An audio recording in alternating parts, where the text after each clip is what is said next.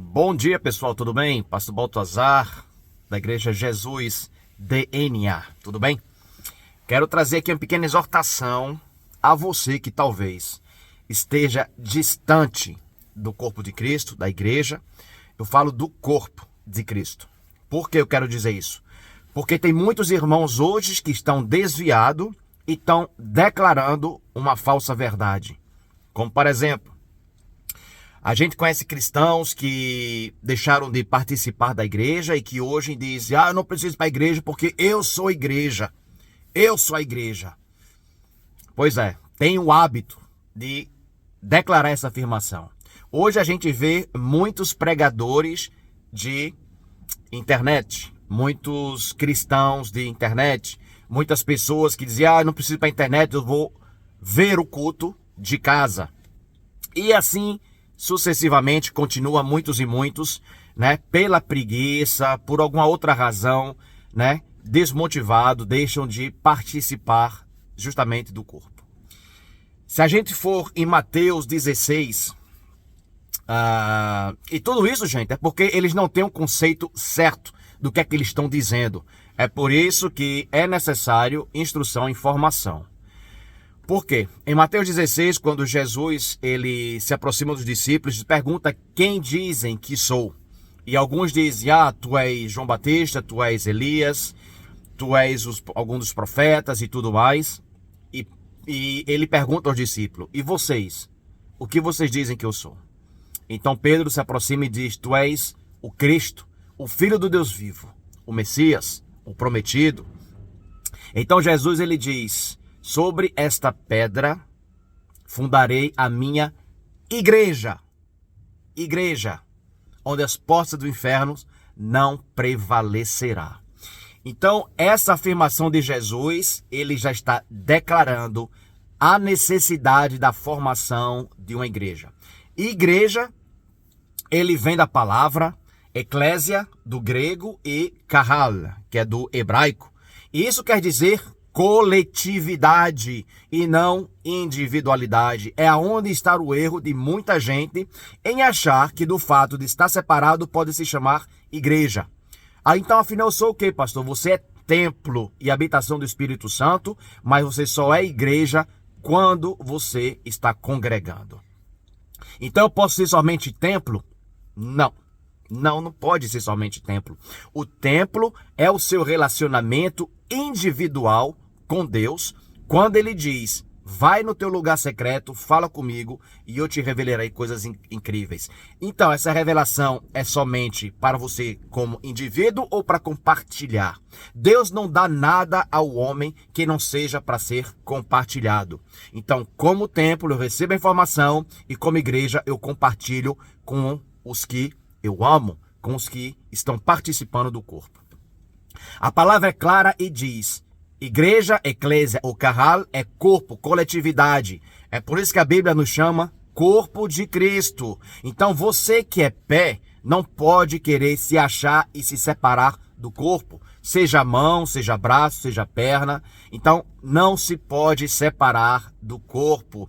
Isso vem de um ego egoísta, né? Isso vem de uma arrogância e prepotência, muitas vezes, do ser humano em achar que pode obter essa caminhada sozinha com Jesus.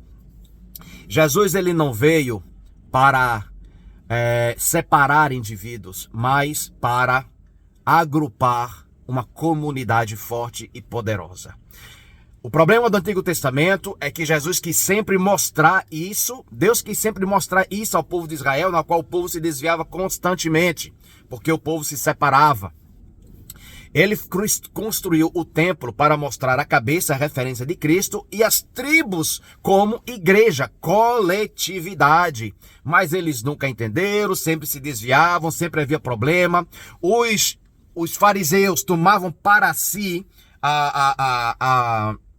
a permanência, a individualidade de Cristo para eles. Então acontecia muito problema no povo de Israel, porque eles não entendiam o que Deus queria fazer. Então, se você está desviado hoje, achando que está vivendo uma vida correta com Cristo, mesmo que você queira cumprir os mandamentos, você está achando que está caminhando corretamente, mas se você não está congregando, você está no estado possivelmente de rebelião. Porque se a minha mão decide, por vontade própria, querer sair do meu corpo, é rebelião.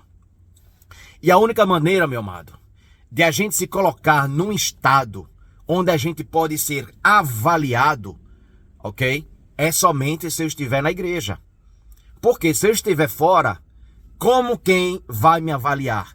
Quem vai poder me ajudar a corrigir também os meus erros? As coisas que eu não vejo, quem que vai ver?